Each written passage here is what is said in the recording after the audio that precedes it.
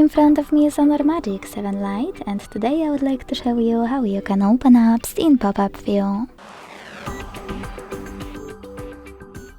Begin by selecting an app you wish to use in this view and launching it in the background.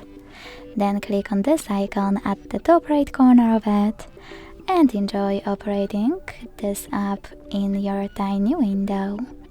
To scale it, hold one of its corners and drag it. If you want to move it around, hold this line at the top and drag it as well. To use more options of pop-up view, click on the line and try all of those. To close your window, you can click on this X at the top right corner. Thanks so much for watching. If you enjoyed this video, don't forget to leave a like, comment and subscribe. Bye!